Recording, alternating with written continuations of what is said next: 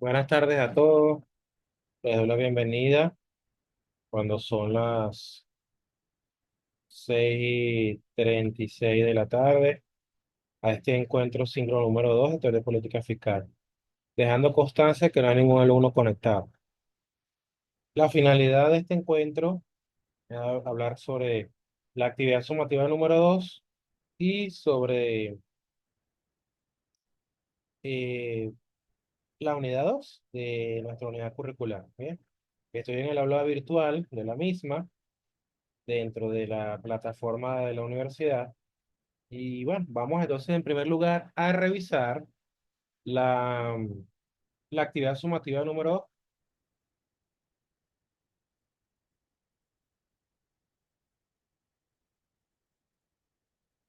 la cual consiste en un ensayo argumentativo, jóvenes.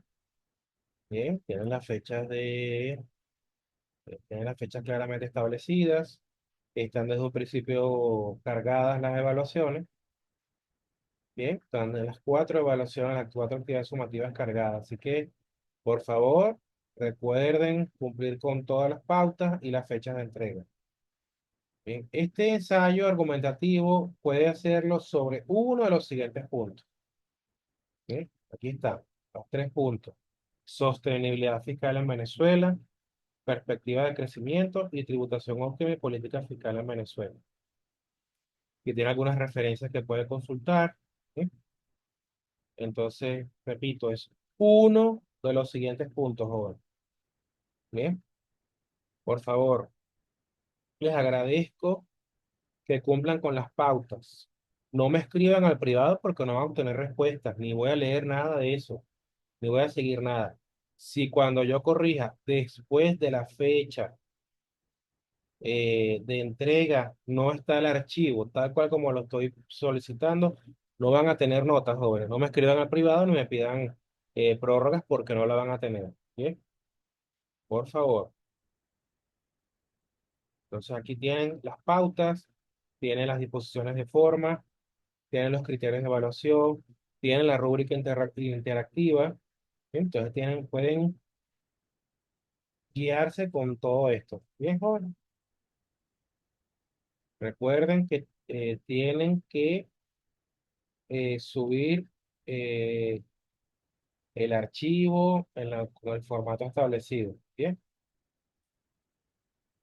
vamos entonces con la unidad 2 de la unidad curricular, es la cual se denomina tributación óptima y política fiscal en Venezuela. Vamos con la introducción. Miren lo que está en el aula virtual. En primer lugar, la teoría de la imposición óptima es el estudio y la implementación de cómo diseñar un sistema impositivo para reducir al mínimo la distorsión y la ineficiencia sujeto a aumentar los ingresos gubernamentales a través de impuestos distorsivos en el mercado. ¿Bien? Entonces, en la teoría económica se dice en general que cuando el Estado aplica un impuesto se puede distorsionar el consumo, por supuesto, en primer lugar, y también los ingresos de las empresas. Un impuesto es neutral, es aquel que es, es un impuesto teórico que evita la distorsión y la ineficiencia completamente. En igualdad, si un contribuyente tiene que elegir entre dos proyectos económicos que se excluyen mutuamente, es decir, pueden ser inversiones que tienen el mismo riesgo y rentabilidad antes de impuestos, el que tiene la tasa más baja o con una excepción de impuesto mayor sería elegido de forma racional. ¿Ok? Por supuesto, jóvenes, porque la teoría económica, como les acabo de mencionar, establece que los agentes económicos buscan su máximo beneficio. Bien, en este caso, el empresario busca maximizar su rentabilidad. Entonces, la base imponible, la cual no está sujeta a un impuesto o la que esté sujeta a un impuesto menor, esa es la alternativa a la que elegirá el empresario. Bien, así los economistas sostenemos, recuerden que yo soy economista, jóvenes, se los dije en la presentación, que los impuestos distorsionan el comportamiento general de los agentes económicos. Sí, partiendo de que los recursos son limitados y las necesidades ilimitadas, entonces surge un problema de escasez. La economía procura que esos recursos satisfagan la mayor cantidad de necesidades. Y en consecuencia, los agentes económicos procuran maximizar su beneficio. Entonces, si un proyecto empresarial, o mejor dicho, dos proyectos empresariales que pueda tener un empresario, elegirá aquel que tenga,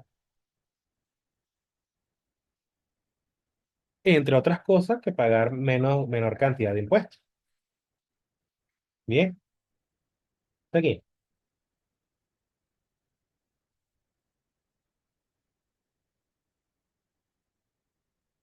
Sí, miren, en general, todos los impuestos tienen un carácter distorsionador en la economía, salvo aquellos denominados de capitación o los neutrales. Se dice que un impuesto distorsiona si interfiere en las decisiones privadas de los agentes económicos respecto al ahorro, la inversión y su predisposición al trabajo. Sí, ciertamente. La proporción, y si afecta en la proporción marginal al consumo, ciertamente. No obstante, los problemas relacionados con dichas distorsiones pueden ser subsanados por las externalidades que se desprenden de la asignación de recursos a la población. Sí, porque los impuestos cumplen una función de redistribución de la renta. En teoría, el Estado le cobra a quienes más tienen, ¿sí? Le aplica más impuestos a quienes más tienen, y eso lo redirige, esa renta que puede captar de estos agentes con recursos superavitarios, y lo puede captar a través de transferencias, a través de subvenciones, donaciones y subsidios hacia aquellos agentes económicos que tienen menos renta. ¿Ok? Siendo esta transferencia ayudas sociales, becas, servicios públicos, financiamiento directo a las empresas, subsidios directos a la producción, etcétera.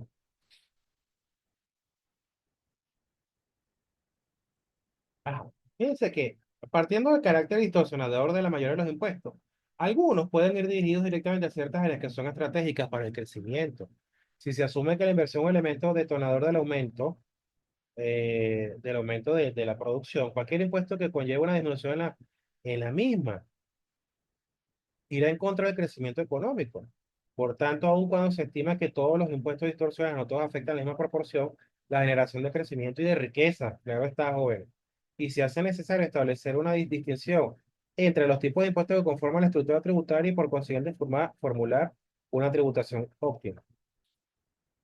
Bien, fíjense que los impuestos pueden ser también un instrumento de la política fiscal para que los gobiernos de cualquier de los países puedan incentivar el crecimiento de ciertos sectores, o bien exonerando totalmente del pago de impuestos a esos sectores considerados estratégicos, o cobrando una tasa pequeña o simbólica para que este sector pueda crecer, para que pueda atraer nuevos inversionistas y en consecuencia genere empleo, genere economías de escala, genere economías circulares, etcétera, ¿no?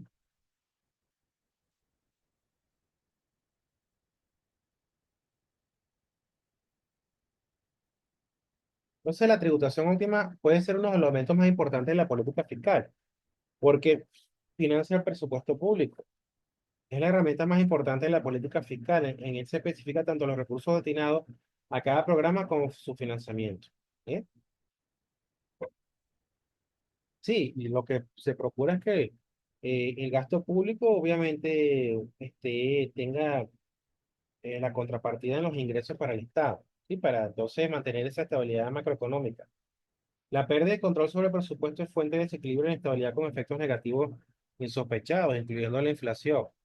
Es importante mencionar, y las expectativas, ¿no? La guía de las expectativas de los inversionistas. Es importante mencionar que los ingresos y gastos gubernamentales se ven afectados por el comportamiento de otras variables macroeconómicas, como el tipo de cambio, los términos de intercambio, el crecimiento del PIB, la tasa de interés, etcétera. Bien,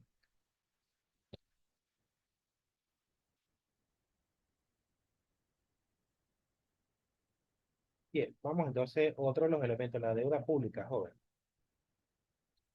Sí, como otro de los elementos de financiamiento del gasto público, ¿no? Porque los gobiernos no solamente se financian con impuestos, ¿eh? O con tributos de otra índole, como las tasas portuarias, los aranceles, etcétera. La deuda pública o soberana es aquella que mantiene un Estado con inversores particulares o con otro país. Son todas las obligaciones del sector público contraídas de forma directa a través de sus agentes financieros. Es una herramienta del gobierno para diferir sus gastos en el tiempo y así poder cumplir el conjunto de funciones que les son encomendadas en el presente. ¿Sí? Y en efecto es diferir al consumo futuro, pero obviamente pagando una tasa de interés. Entonces, los estados contraen esta deuda para solucionar problemas de liquidez en el presente, cuando el dinero en caja no resulta suficiente para afrontar los pagos inmediatos del gasto público o financiar proyectos a mediano y largo plazo que van a significar un desarrollo económico que justifique ese endeudamiento. Por lo general, los títulos de deuda pública se transan en el mercado de capitales, es decir, en aquel mercado de valores donde se transan títulos cuyo vencimiento es de un plazo mayor a un año. Bien. Entonces, en consecuencia, la deuda pública puede ser contraída por la administración municipal, estatal o nacional, al emitir valores y colocar los mercados nacionales o extranjeros. Al igual que la creación de dinero y los impuestos, ¿verdad?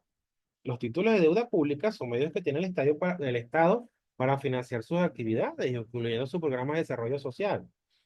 Puede utilizarse como instrumento de política económica de acuerdo a la estrategia escogida por las autoridades. Tipos de esta deuda a corto plazo. Miren qué interesante. Dentro de esta categoría se encuentran las letras de tesoro y se identifica por el hecho de que tiene un plazo de vencimiento que no supera el año, se los acabo de decir. Dentro del mercado monetario. ¿Sí? Ahora, a medio plazo son los bonos del Estado, que se suele utilizar para hacer frente a lo que serán gastos ordinarios que tiene el mismo. Y largo plazo, como su propio nombre lo indica, este tipo de deuda tiene una duración muy larga que se fijará convenientemente. Puede ser 5, 10, 15 años, emitidos directamente por el Tesoro Nacional o por las empresas públicas, en nuestro caso como PDVSA.